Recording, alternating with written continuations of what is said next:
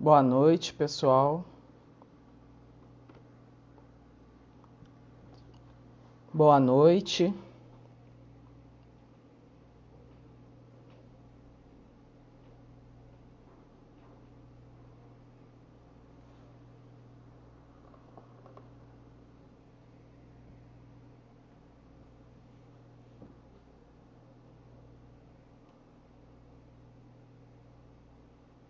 Boa noite, pessoal que está entrando.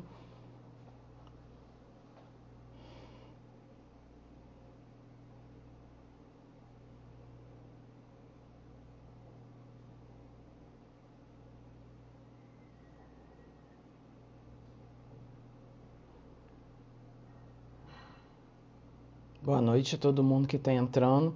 Hoje o portal acessa.com vai fazer mais uma live dentro da campanha Setembro Amarelo de prevenção ao suicídio, esperando a nossa convidada entrar.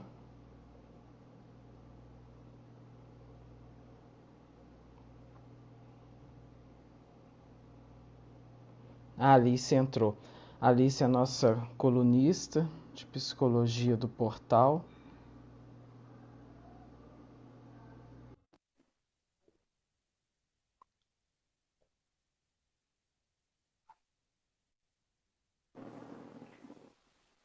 Boa noite, Maria Alice, tudo bem? Ei, boa noite, meu querido Jorge. Tudo bem, e você? Tudo ótimo também. Está me escutando bem, né? Estou te Ah, que escutando bom. perfeitamente. O pessoal já está entrando aí, né? Comecei a falar no Aham, início que hoje a gente vai fazer mais uma live, né? Dentro sim. da campanha Setembro Amarelo de prevenção ao suicídio, né? E hoje a nossa live, para quem está entrando e vai assistir posteriormente, é com a colunista Maria Alice Damasceno de Oliveira. Maria Alice é psicóloga, né, Maria Alice? Você pode Sou. se apresentar aí para o pessoal. Então, eu sou psicóloga, eu tenho também formação em PNL, Sim. sou master em PNL, coach também, e tenho uma formação também para trabalhar com dependência química. Eu trabalho em duas instituições nesta área também. Sim, sim. O tema da nossa live, né, é justamente aprenda a lidar com medo, e a frustração, né? É, Isso. hoje em dia as pessoas assim falam, o que que é depressão, né? Eu até peguei um significado aqui, segundo o Código Internacional de Doença, que muito além de um sentimento de tristeza, né, a depressão é uma doença psiquiátrica, né, Sim. crônica, recorrente e que produz uma alteração no humor, caracterizada por uma tristeza profunda, sem fim, associada a um sentimento de dor, amargura, desencanto, desesperança, baixa autoestima e culpa, né? Assim como um Uhum. distúrbio do sono e o apetite. Então, por isso que a gente marcou essa live para que você possa explicar, né, para os nossos internautas mesmo, é, o que leva uma pessoa, né, a ficar com medo, se sentir frustrada. Então, são várias coisas, né? Dependendo assim, do temperamento, do perfil de cada pessoa, da saúde mental que ela pode ter ou não ter, e principalmente do impacto que ela sente frente às demandas, frente às coisas que acontecem com ela. Cada pessoa reage de forma diferente às mesmas situações, às mesmas perdas, às mesmas tragédias, né? Quando sofrem assim, na mesma época ou igual. Então, essa forma doentia ou saudável de reagir vai determinar um comportamento mais ou menos saudável. Agora, a cada depressão, ela é muito assim, todas as doenças são ruins, né? Mas a depressão, em especial, porque ela não aparece em exame, né? As pessoas fazem exame e não aparece. O que aparece é um sintoma do humor, rebaixamento do humor e um rebaixamento da qualidade de vida. E também pode acontecer com intensidades diferentes. Não é igual uma tristeza, é uma coisa mais profunda, mais paralisante. Mas pode aparecer de uma forma leve, de uma forma moderada ou de uma forma mais crônica, que é aquela que a pessoa fica prostrada, que fica sem tomar banho, fica sem, quase que sem falar e sem movimentar. Então, assim, tem vários níveis, né, diferentes dos sintomas, né? E causa realmente assim, uma angústia muito grande e também sofre um preconceito muito grande. Né? Porque as pessoas falam assim, ah, vai lavar um tanque de roupa, vai comprar um sapato vermelho, vai fazer uma viagem que resolve. E é só que é uma angústia tão dilacerante e uma coisa tão absurda para quem sente, né? E contar com esse desrespeito, né? E com essa falta assim, de sensibilidade das pessoas, fica pior ainda o quadro que ela está, né, passando. E tem dois tipos de depressão assim, especiais, que são a exógena, que é aquela que vem por causa de uma situação, por exemplo, perda de um parente, de uma mãe, de um pai, pessoa próxima. Então, a pessoa entra numa depressão por algum tempo por conta daquela situação. A gente chama de exógena, porque o motivo está fora dela. E uma depressão endógena, que é a mais grave, é aquela que acontece independente das circunstâncias. A pessoa tem uma situação financeira boa, tem uma relação familiar agradável, né, está de bem com a vida, vamos dizer assim, não tem motivo aparente nenhum para ela ficar mal, e mas mesmo assim ela entra em depressão. Aí as pessoas surtam mesmo, né? Falam, mas como você tem uma situação Sim. boa, você pode viajar, você pode fazer, acontecer e está deprimido. Como se dependesse dela, né, ficar triste ou ficar alegre. Então, é uma coisa que vem de dentro, né? Por isso se chama endógena, independente da vontade e independente das situações estarem boas ou ruins. Sim, muitas pessoas acham que assim é uma frescura, né? Ele tá com frescura, né? Eu E, acho que é, e as a pessoas identificação, acham sim, isso, Jorge, porque elas, assim, principalmente quando é uma depressão endógena, elas não encontram nas situações um motivo, né? Ah, não perdeu mãe, perdeu pai, você tem marido, não separou, então não encontra. Mas o motivo não está fora, não está nas circunstâncias, o motivo está dentro dela. E que se sim, desencadeia por uma situação completamente involuntária. Então é difícil para as pessoas compreenderem isso e respeitar, né, essa doença, esse momento como uma coisa sofrida, né, como outra doença qualquer. sim. E a identificação ela começa dentro de casa, né? Às vezes no trabalho.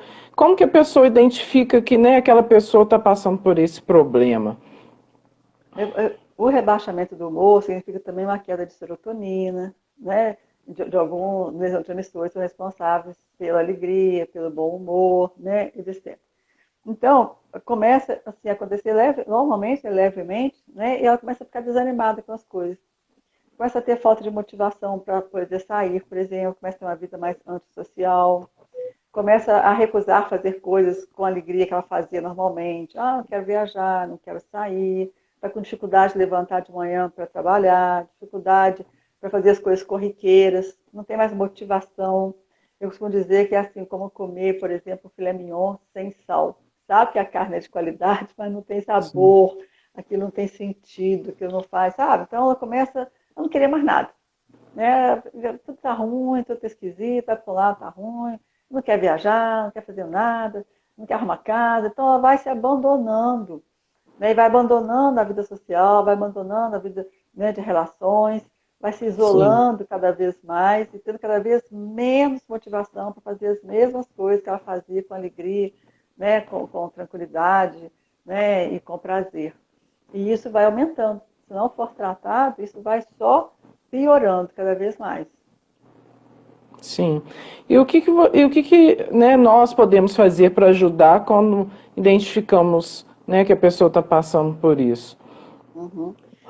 Primeiro, assim, é uma conversa, não uma cobrança, né? Um familiar, o marido, né, ou a esposa e filhos, que perceber, pode conversar com a pessoa, eu estou observando, está acontecendo isso, está mais desanimado, né? E perceber que isso é uma coisa contínua, porque você está cansado um dia, está desanimado no outro, tudo bem, né? Mas se é uma coisa contínua, se é uma coisa assim que o dia todo, as semanas, vai passando, tá daquele jeito, você pode conversar. Então, eu estou percebendo nessa dificuldade e tal, e vamos ver o que, que acontece, vamos procurar uma pessoa, né? Primeiro a pessoa geralmente quer dar conta sozinha. Então, às vezes, até consegue, se for uma coisa exógena, né? A perda, um luto, alguma coisa, ela consegue elaborar, às vezes, sozinha. né? Então, ela lê um livro, assiste um vídeo e faz orações, se for uma pessoa religiosa. Então, ela consegue elaborar isso de maneira sozinha. Mas quando isso ela não consegue fazer sozinha, então o familiar pode auxiliar, pode ajudar e motivá-la a procurar uma ajuda profissional. Que pode ser de um Sim, psicólogo a princípio, ou então de um psiquiatra, se for uma coisa mais grave, que é também um outro preconceito, né? Porque as pessoas têm muita facilidade para procurar médico quando as coisas são físicas. Então, ela vai no otorrino, da dor de garganta, ela vai no traumático, quando tem problema, por exemplo, de um trauma qualquer, mas vai empurrando. Quando tem problema mental sim, ou problema emocional, ela só empurra, né? E não vai para lugar nenhum, e só vai no último caso, na hora que as coisas estão mais graves. E isso também dificulta bastante o tratamento e até assim, o sarar, né? O melhorar daquela situação. sim. Quando a doença né, começa a ser tratada no início, ela tem mais chance, né? É mais fácil, né, de É, curá-la, né, de fazer o tratamento, né?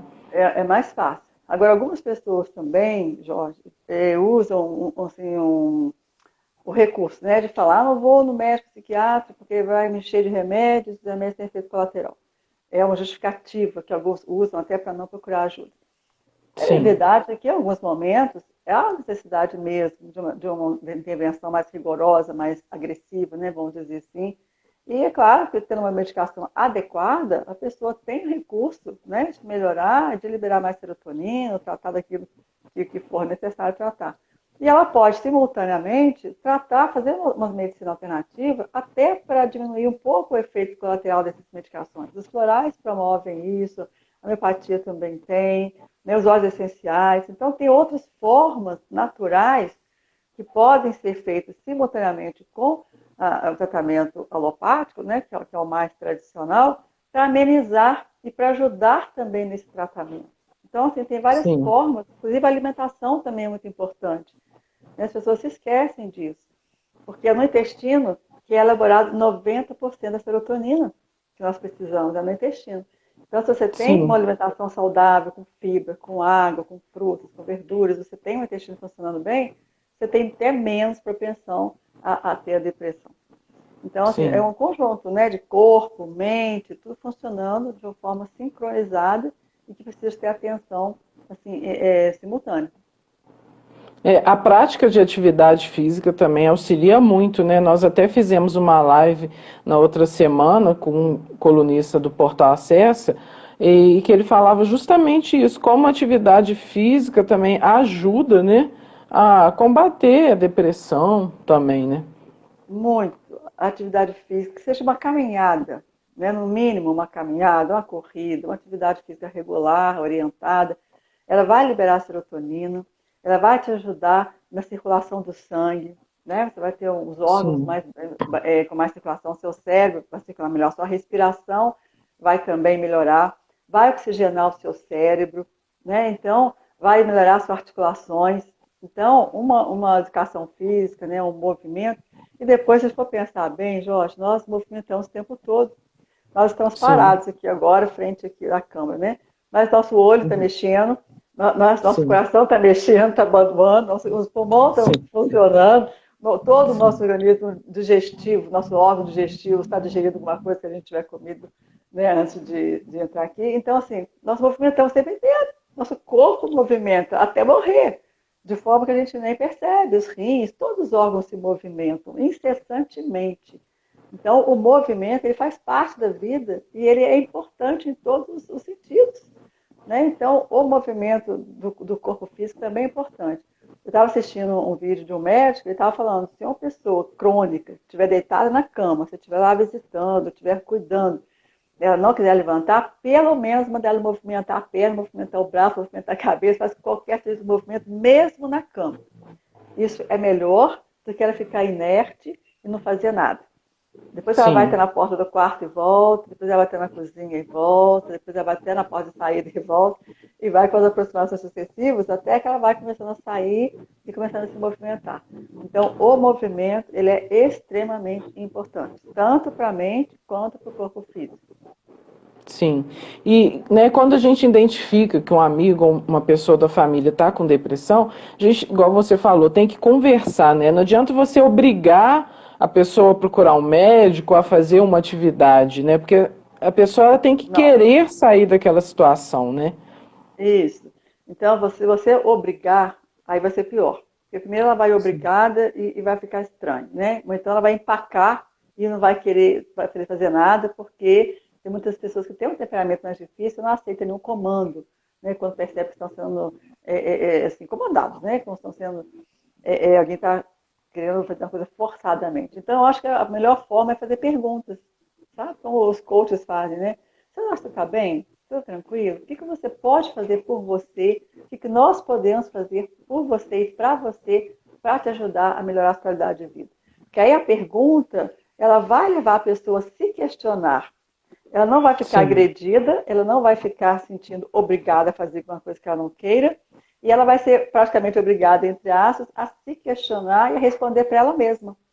Ah, não, estou bem, então tá. Então pensa mais um pouco de como é que você está sentindo, o que você quer fazer, nós podemos fazer, e amanhã a gente conversa de novo.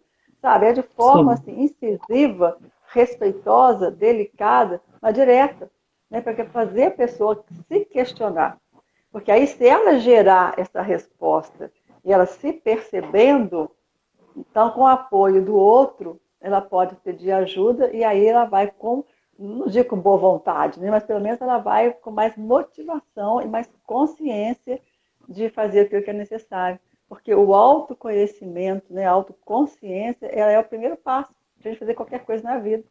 Se ela não se reconhecer doente, não se reconhecer como necessitando de uma intervenção, nada é feito. Na hora que ela reconhece que ela está impotente diante de uma situação, que ela está em sofrimento, que existe uma possibilidade de melhorar, existem pessoas disponíveis para oferecer essa melhora de uma forma mais natural possível, mesmo que seja né, em sofrimento e tudo, há mais possibilidade de ela procurar ajuda. Mas os familiares geralmente ficam tão preocupados e tão impacientes para que busque ajuda rápido que começam a empurrar, começam a chamar médico em casa, ou então falar, levanta da cama, vai ser preguiça, vai nada, não, nossa, que horrível, não sei o quê. Porque é sim, muito desgastante, com certeza, lidar com alguém deprimido dentro de casa. É um roubo de energia terrível. Então, os sim, familiares têm até a razão de ficarem impacientes e preocupados, porque é muito difícil, né? Você precisar da ação da pessoa e ela simplesmente não reagir e ficar como assim, indiferente. É muito sofrido para a família também. Então, eles ficam sim, com aflitos certeza. para tomar uma pílula mágica e a pessoa voltar ao normal. Mas há de Uhum. se haver, né, de ter paciência, de ter essa conscientização, né, que seria assim, ó, estou Sim, disponível, vamos, né, temos essa possibilidade aqui, ó, tem 3 médicos aqui disponíveis, tá? Então você vai motivá-la, mas nunca criticá-la, nem forçar a situação e nem demonstrar impaciência. Não é fácil esse papel, não é fácil esse lugar, mas conseguindo chegar mais próximo disso seria interessante. chegou até uma pergunta: a família também fica doente junto com de uma outra pessoa que está em depressão?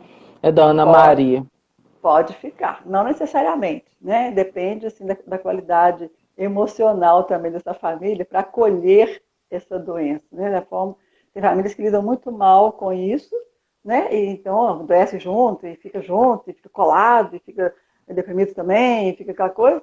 Mas tem famílias que ficam assim, veem isso com mais leveza, com mais tranquilidade, né? Com mais racionalidade, aí conseguem transitar com essa situação de uma maneira melhor.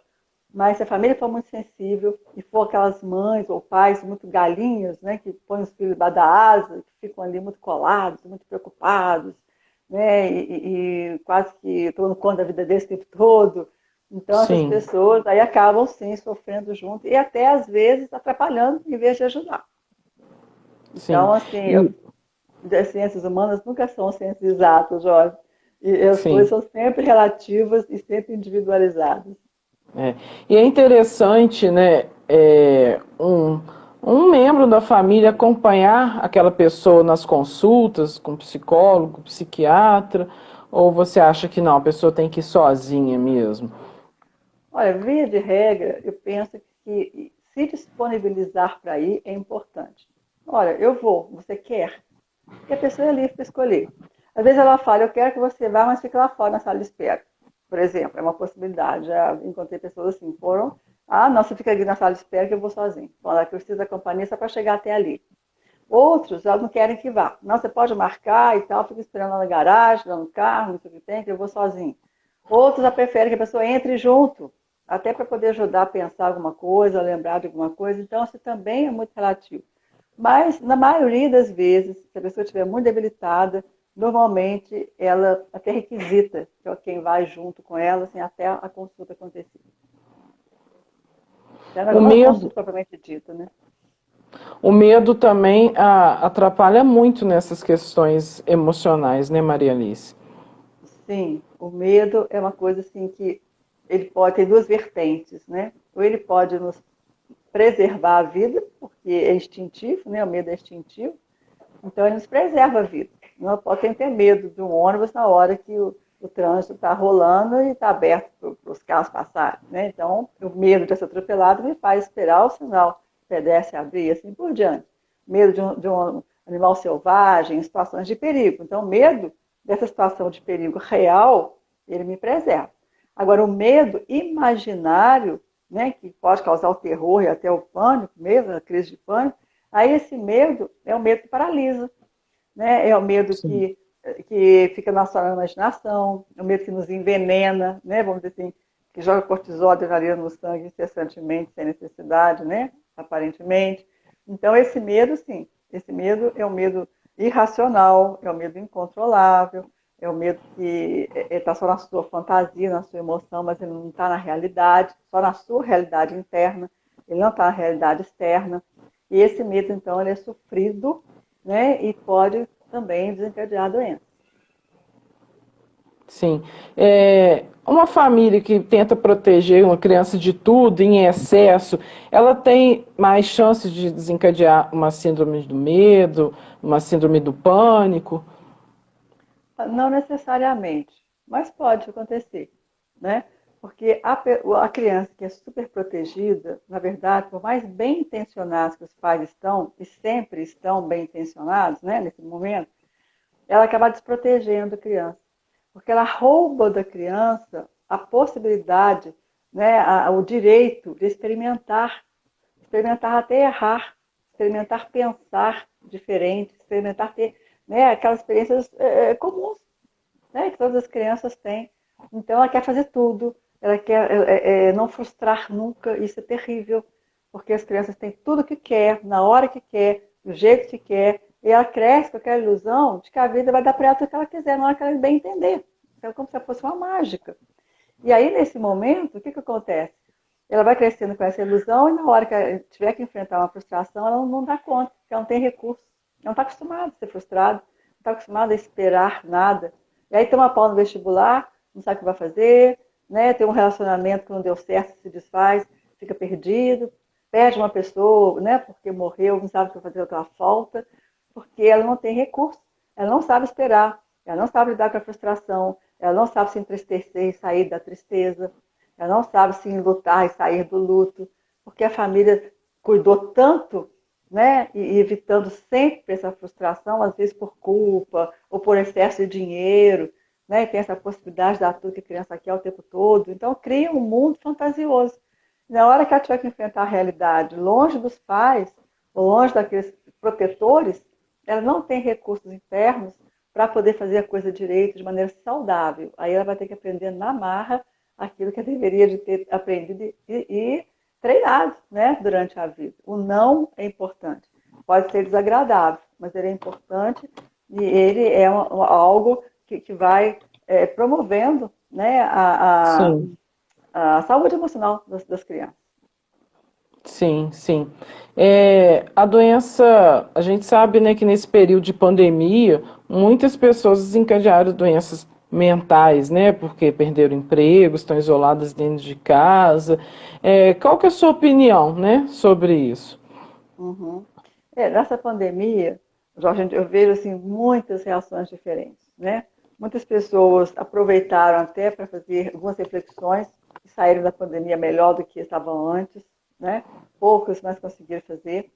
E outras, até em função do desgaste emocional de ficar em casa e também das perdas financeiras, né, começaram a entrar assim numa situação muito delicada, porque desencadeou o medo de ficar pobre, o medo de não conseguir pagar as contas, de conseguir pagar o colégio das crianças, por exemplo, de comer, né, de se alimentar de uma maneira devida, né? Então, assim, isso fragilizou muitas pessoas, né? E a ansiedade está galopando, né?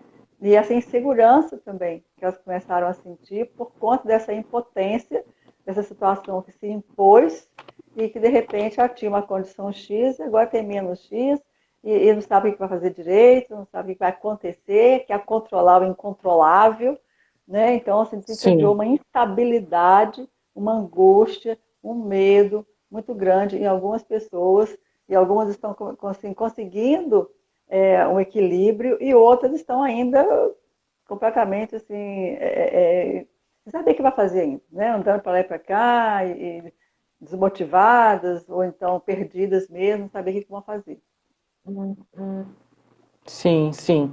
É, o alcoolismo é um outro problema também, né? A gente sabe que o alcoolismo é considerado um problema de saúde pública, né, no Brasil. Segundo a Organização Mundial da Saúde, o consumo de bebidas chegou a 8,9 litros por pessoa no Brasil em 2016. Esses foram os dados mais recentes que eu consegui. É, então, assim, queria que você falasse também nessa questão do alcoolismo, né, ligado à depressão. Aham. Assim, a depressão, muitas pessoas que estão entristecidas ou que são tímidas, né, que têm dificuldade de se relacionar ou de enfrentamento de alguma situação, recorrem ao álcool, que é um transtorno compulsivo, né, mas escolhem, entre aspas, o álcool para poder se refugiar. Na verdade, o álcool é uma fuga. Elas criam uma situação mental paralela à realidade. Então, em vez de enfrentar a situação, elas buscam o álcool porque o álcool é estimulante no primeiro momento, vai dar aquela alegria que pode ser passageira e pode ser falsa, mas acontece no primeiro momento. Depois é depressora, porque o sistema nervoso central começa a funcionar com menos velocidade, né, etc. Mas ela cria um mundo, né, por algumas horas, né, às vezes dias, né, se beber direto, paralelo. Na hora que aquele efeito se desfaz, né, e ela tem que voltar para o mundo real, ela volta pior do que estava antes, e aí volta de novo para aquele para poder fugir, né, da realidade. E não deixa de ser também alguma coisa autodestrutiva, né, porque o álcool em excesso, ele é também autodestrutivo com o passar do tempo, né, para o Sim, pulmão, para o fígado especialmente, né. Então, não deixa de ser alguma coisa autodestrutiva e uma fuga muito grande, buscando uma alegria que é falsa, que é passageira, mas as pessoas buscam, simplesmente porque não estão conta de enfrentar situações difíceis. em Juiz de Fora, em outros, né, é nacional na verdade, mas em Juiz de Fora existem vários pontos do Alcoólicos Anônimos, né? Se você Uhum. procurar no site, até no portal acessa.com, nós também temos um link lá que tem todos os endereços, né? Os encontros são semanais, né? Tem alguns lugares que são Uhum. diários, alguns pontos, né? Então é uma forma também, né, de procurar ajuda, né? E é um sistema gratuito, então assim as pessoas podem chegar lá, as reuniões são anônimas, né? Você não precisa se identificar. Então também Uhum. é um atendimento, né, que as pessoas podem procurar. Sim, mas para procurar essa ajuda, eles precisam se conscientizar que precisam dela, né? E Sim, muitos com deles, certeza. o que acontece também, né, com o alcoolismo, Jorge, é o seguinte: a gente que está lidando com essas coisas, a gente percebe como uma pessoa é alcoolista logo no início, mas o leigo não percebe, porque ele começa a beber pouquinho, socialmente, e vai aumentando gradativamente ao longo do tempo. É com 5, 10, 15 anos, vai bebendo uns pouquinhos, começa a beber só no fim de semana, aí depois vai bebendo Sim, no sábado, domingo, depois na sexta, sábado, domingo, né? Aí só nas festas, fora disso não bebe. Então, enquanto está nesse uso assim, não muito contínuo e nem muito frequente, as pessoas não percebem que a pessoa é alcoolista. E o que identifica a pessoa que é alcoolista nesse momento, onde não está havendo ainda um uso contínuo, é a qualidade do relacionamento que ela tem com a bebida. A bebida é como se fosse uma pessoa, ela personaliza a bebida. Então ela ama a bebida, ela aprecia a bebida, ela bebe com muito gosto. Geralmente são pessoas que têm um barzinho dentro de casa, qualquer lugar que ela vai que tem bebida, o olho parece que brilha. Chega no ponto de vai numa festa, vai no lugar, se não tiver bebida não serve, porque as pessoas não interessam, o que interessa é a bebida. Então elas têm um relacionamento diferente com a bebida que o não alcoolista não tem. A pessoa que não é alcoolista, ela bebe para quando ela quiser. É uma bebida, é uma coisa que ela Sim. pode gostar, pode ser, mas se tiver bem, se não tiver bem, também tem problema. Mas para o alcoolista, não. Para o alcoolista, a bebida tem uma coisa assim, um valor diferenciado. E as mulheres costumam dizer, olha, a mulher dele é a bebida. Eu sou uma coisa assim, né, uma amante que de vez em quando eu fico com ele, mas o amor todo, o afeto, tá voltado para a bebida. Então, é esse tipo de relacionamento que a gente percebe muito cedo, e no prazer que dá também de beber, né, em pessoas que não se reconhecem como alcoolistas, porque não está vendo ainda o uso contínuo todos os dias, ela fala, não, só bebo fim de semana, não sou alcoolista. Eu só bebo só quando tem festa, não sou alcoolista. Mas você já percebe a forma como ela lida com a bebida, que é uma alcoolista, sim, e que ao longo do tempo isso vai no crescente e ela vai chegar ao ponto de perder totalmente o controle se ela não interromper esse uso antes. Mas como ela não tem As consciência pessoas, disso e nega, ela não procura ajuda. sim, as pessoas relacionam muito assim, alcoolista é aquela pessoa que está bêbada, caída na rua, né? Às vezes a pessoa Exatamente. pode Não. beber e ficar inteira, vamos dizer assim, né? E fica porque a forma como o fígado metaboliza o álcool é diferente das outras. 10% das pessoas que fazem uso de álcool são alcoolistas, os outros 90% não são. Então os outros 90% bebe, começou a ficar tonto, né, e tal, e para. Os 10% continuam bebendo, e bebem muito, e ficam muito bem, custam para ficar bêbados. Essa já é uma característica do alcoolista, que a forma como o organismo dele reage, né, e o nível de álcool no sangue, fica ali e o fígado funciona de uma maneira diferente, metaboliza o álcool de uma maneira diferente do outro. Aí a pessoa fala assim, nossa, Sim, mas você é tão resistente à bebida, puxa, você bebeu aí 10 cervejas e está de boa. Não, eu tô de boa, tô bem, tô tranquilo. Esse é o alcoolista. Porque já está sim, bebendo além da coisa que é o normal, né? Das pessoas, os 90% estão bebendo. sim, sim. Chegou uma outra pergunta, uma pessoa que é Sim. diagnosticada com a síndrome de borderline, tem cura? Ó, tem tratamento. Pode ser que tenha cura sim, mas é muito difícil falar que tem cura, não, porque depende assim, da situação, né? Da intensidade, né? Da doença, do tempo, né? Do histórico, né? Do histórico familiar. Mas se tratado, tem condições de pelo menos controlar. Né? Mesmo que a gente não possa garantir uma cura, eu não posso falar que tem, mas controle e tratamento tem e é possível. E deve fazer isso. Sim. O uso de outras drogas também está relacionado à depressão, né? Dependência química, ela também está relacionada? Não necessariamente. A droga adicção, né, ela pode ter comorbidade. Né? Comorbidade é quando você tem o transtorno da compulsão, que é o uso da substância, né, psicoativa, Sim, e também tem uma outra doença junto. Pode ser a depressão, pode ser uma borderline, por exemplo, pode ser uma esquizofrenia, pode ser outras coisas qualquer. Então a gente chama comorbidade. Tem o transtorno da dependência associado a uma outra doença. Então essa outra doença pode ser depressão, mas pode ser outra sim, coisa qualquer também. Você pode ser um outro transtorno, pode ser o transtorno de outra coisa também. Tem transtorno de bebida, mas tem também de compras, por exemplo, né? Então tem outros desvios. Então pode ser depressão, como pode ser outras comorbidades que podem acontecer simultaneamente. Não só a depressão. sim, Agora é comum sim, você encontrar pessoas que usam drogas deprimidas também. Não é uma coisa muito rara de acontecer, não. Né? Ela tem os dois transtornos.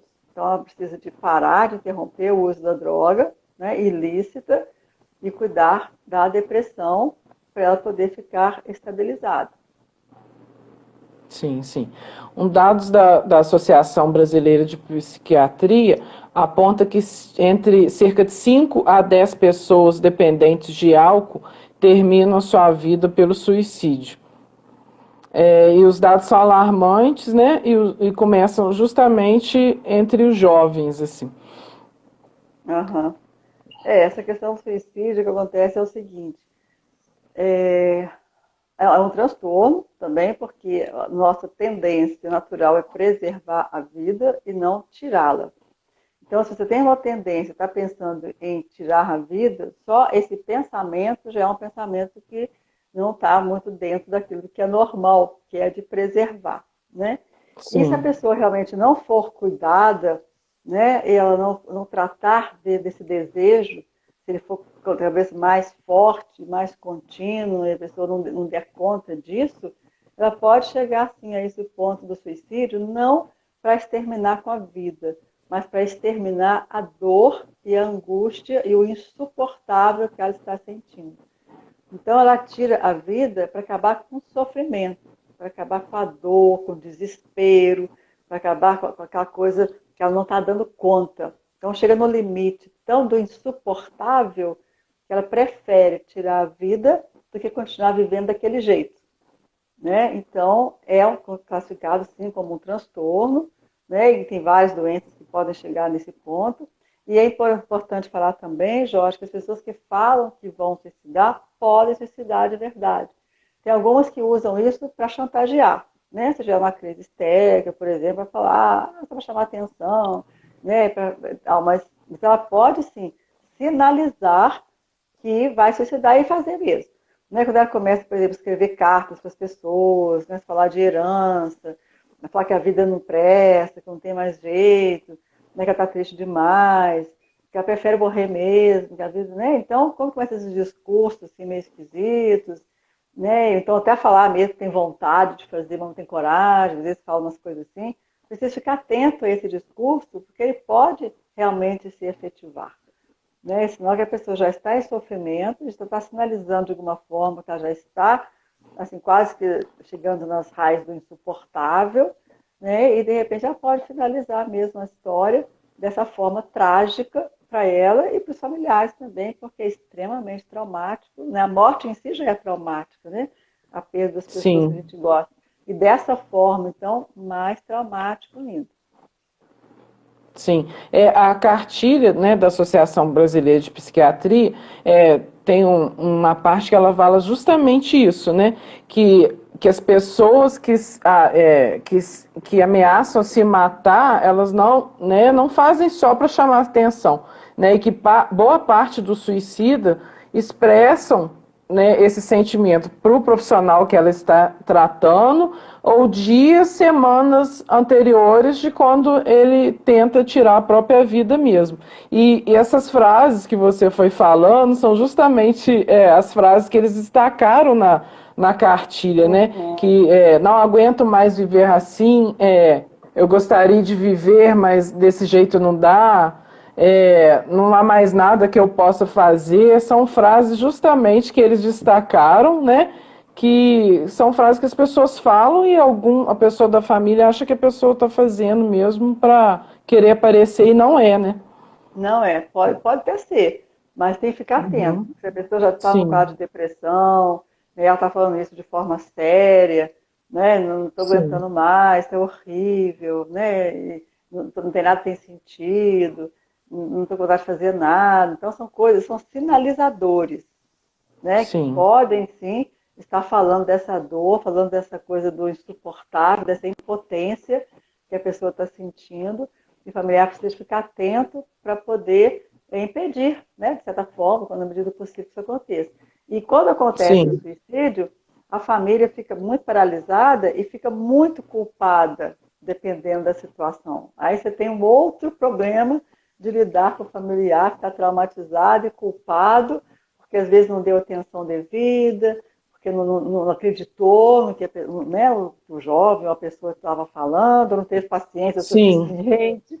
Aí você cria um outro problema com o familiar que né, lidou com isso de uma forma indevida e que sim. depois que aconteceu não tem como voltar atrás. Isso pode sim. acontecer também. É até interessante, né, para as pessoas que estão nos assistindo e vão nos assistir depois pelo Instagram ou no YouTube, que a gente vai disponibilizar o vídeo lá, é que se conhecer Aham. alguém que faça parte desse grupo de risco, né, que apresente algum desses sintomas que nós falamos, que ela incentive a pessoa a buscar ajuda, né? Sim, sim. E sempre incentivando daquela forma que eu te falei, olha, vamos, no caso de uma pessoa muito deprimida, tem que ser mais incisivo um pouco, né? Você fala, olha, Sim, vamos lá, o que você pode fazer, né? Tem jeito sim, vamos, todos os recursos não foram ainda utilizados, né? Eu te ajudo, o que você precisa, o que você quer, como que você quer, deixa a pessoa decidir, deixa a pessoa resolver, porque ela vai se sentir mais dentro do processo. Agora, se ela estiver sim, completamente impotente, aí a família vai ter que tomar um jeito mesmo, né? Mas enquanto ela estiver respondendo por si, podendo optar, tudo que ela puder fazer para participar desse processo, nesse pedido de ajuda, na escolha do profissional, né? Vamos supor, ó, tem um caderninho aqui com os médicos credenciados, por exemplo, determinado convênio. Vamos aqui, vamos ver, você conhece fulano, conhece fulano, o que você acha do Beltrano? Ó, fulano conhece isso daqui, o que você acha, sabe? Então vai motivando a pessoa a entrar no processo para que ela possa também escolher o que, que ela quer, escolher o médico que ela quer, a hora que é mais propício. E aí você vai aproveitando aquela onda, aquele pouquinho de gás que ela tem, né, para fazer parte do processo e as coisas poderem, né, ficar melhor. Depois as medicações, a administração das medicações também, né, ficar de olho para saber se está tomando correto, se não está exagerando na dose, né, se a pessoa não sim. tiver condições de ministrar, você, né, a pessoa vai lá e ministra, deixa guardado num lugar à parte para evitar que ela tome muitos comprimidos. Então, assim, existe todo um cuidado, né, para que uma tragédia possa ser evitada a todo custo. Com certeza. E para as pessoas que não têm um plano de saúde ou não têm condição, né, de procurar um médico, hoje existem em Juiz de Fora pontos de atendimentos gratuitos, né, na Universidade Federal, nas faculdades que têm os cursos de psicologia também oferecem, Sim, né, sim, instituições como, nas igrejas, né? Então, assim, as pessoas podem procurar esses tratamentos. Em Juiz de Fora tem um projeto muito bonito também, que foi lançado pelo Paul Almeida, que é o Projeto Sol, né, que acontece uma vez por semana, só que nesse período da pandemia ele está suspenso, mas que é um aham, projeto muito interessante, que tem psicólogos, é sempre uma atividade cultural, as reuniões acontecem, se eu não me engano, eram nas terças-feiras, então, assim, né, existem esses grupos também que as pessoas podem chegar lá e procurar ajuda, né? inclusive por telefone também tem números que a pessoa, às vezes, não está na rua, ou não pode sair, ou de madrugada, algumas coisas, ela pode ligar e tem alguém do outro lado lá, 24 horas, para poder conversar e evitar essa tragédia, né, por Sim, telefone. sim. Né? Então, assim, existem alguns recursos, né, para evitar esses problemas. As pessoas podem acionar, o familiar pode acionar, né, para evitar de chegar nesse ponto assim tão terrível, Com né, certeza. então horroroso mesmo para todo mundo. Sim. Chegou mais uma pergunta sobre a automutilação. Ela pode ser uma dor que a pessoa esteja sentindo? Dor, dor na alma, né? A depressão tem a ver com dor invisível. Pode ter algum Sim, problema físico, né? Aí é independente. Mas a dor é uma dor invisível, é uma angústia, é um vazio, é uma falta, parece que tem um buraco dentro dela que nada satisfaz, ninguém que está perto satisfaz. Então, é uma dor invisível, profunda, muito angustiante, né, que causa uma insegurança, uma impotência, uma falta de motivação para tudo. Então, é muito dilacerante, né, vamos dizer assim. Então, sim. é isso que explica, né, a pessoa sentir tão amargurada e até chegar nesse ponto, né? Que às vezes chega mesmo. Sim, ótimo. Maria Alice, tem mais algum ponto que você acha que, né, interessante destacar na nossa live? Eu notei aqui algumas coisas. Então, eu falei do autoconhecimento, que é muito importante, né? E falando do Sim, autoconhecimento, eu queria falar um pouco de uma comparação que eu faço, que é do semáforo. Já falei até em alguns vídeos que eu fiz, o semáforo de rua, né? Eu gosto de fazer essa analogia porque todo mundo conhece o semáforo, né? Então, o semáforo nos ensina algumas coisas com aquelas cores, né? Amarelo, então setembro amarelo, né? Que é o lugar de atenção. Então, em alguns momentos da vida, nós precisamos ter atenção. O que está acontecendo conosco? Para e pensa, eu estou Sim. bem? Eu estou tranquilo? Eu estou com alguma doença? Eu estou com algum sintoma estranho? O que está acontecendo? Se for, para e pensa, e reflete e começa a se movimentar para poder melhorar. Para tudo. Para para o vermelho, pensa o que você vai fazer, respira fundo, respiração é excelente para oxigenar o cérebro, para te dar mais energia, para resolver as questões. Depois segue, buscando ajuda. Então, o semáforo sempre é bom. Amarelo, atenção conosco. No vermelho, para tudo e pensa e toma as providências. E no verde, você vai seguir tomando as providências que são necessárias para a sua vida, né? Poder acontecer. Então, usando isso, eu acho que fica bom, né? E deixa eu ver mais uma coisa que eu notei aqui. A frustração, nós já falamos também, né? Com a pandemia, muitas frustrações aconteceram. Eu fico Sim, pensando, Jorge, nas festas que foram adiadas, nos com eventos que certeza. foram, né, adiados, viagens, planos, né, lua de mel, casamentos, tantas coisas que as pessoas planejaram e não puderam Com realizar. E certeza. aí, diante dessa frustração, né, pode ser grande, pode ser pequena, dependendo do impacto que você, né, que ela te causa, você tem algumas possibilidades. Ou você fica se amargurando, resmungando, trazendo veneno para o seu sangue, cortisol para o seu sangue, ou você respira fundo, depois daquela reação primeira, que normalmente é de raiva, de inconformismo, e começa a ressignificar, né? Olha, aconteceu isso, mas eu posso fazer aquilo, aconteceu aquilo outro, mas eu posso tomar outra providência, eu posso adiar, eu posso aproveitar disso para fazer outra coisa. Quer dizer, você vai dar uma outra vida, sendo flexível. Porque se você for flexível igual elástico, né, que é flexível dentro de um determinado possibilidade, né, que é finita, mas ele é flexível, então você vai jogando, vai levando as coisas com mais leveza. Agora, se você for rígido, né, tem pessoas que reclamam, tem 4, 5 meses em pandemia, estão reclamando de coisas que não fizeram, que não puderam fazer até hoje, e arrastando aquela amargura até hoje. Aí não sai do lugar, Sim, e depois não sabe por que teve uma úlcera nervosa, não sabe por que teve uma enxaqueca, não sabe por que teve não sei o quê, mas é porque ela veio para se adoecendo. Ela mesmo está se envenenando por falta dessa condição, dessa inteligência emocional de elaborar as coisas de maneira correta e adoecer. Né? Então, diante da frustração, tem que ter essa flexibilidade, essa possibilidade de criar possibilidades novas, se superar naquilo que foi, né? O que aconteceu, o que não foi inevitável, e conseguir lidar com aquela coisa da melhor forma possível. sim. E Né? caso, né, a pessoa sinta, né, quem está nos assistindo, né, sinta que esteja com algum desse comportamento, que ela também procure, né, essa ajuda.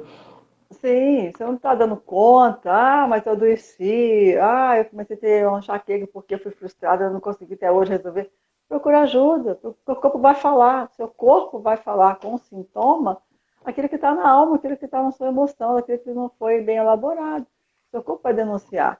Então procure ajuda que você vai descobrir não só o que está acontecendo, mas também as soluções para as coisas poderem se harmonizar, né? E a gente poder ter saúde emocional, que vai ter na sequência a saúde física também. Com certeza.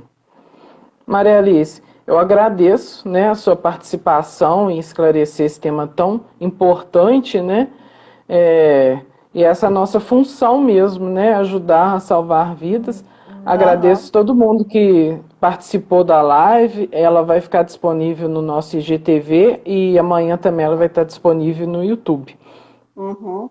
Eu quero te agradecer também, Jorge, e foi uma surpresa muito grande você fazer esse convite, senti muito honrada e espero ter contribuído para as pessoas. E quero convidar as pessoas para ir no meu canal, Alice Damasceno. Lá eu tenho mais de 140 vídeos falando exatamente dessas doenças que começam nas emoções e que depois passam para o físico e outras emoções que vão nos afetando, né, e como lidar com elas para a gente poder ter saúde. Então, as pessoas querendo entrar no canal, vão lá, façam comentários, né, compartilhem o vídeo, façam inscrição, vai ser um prazer recebê-los. Com certeza. Muito obrigado para você e uma boa noite para todos que estão nos Bom, assistindo. boa noite para você e para todos também. Obrigada pela oportunidade. Obrigado.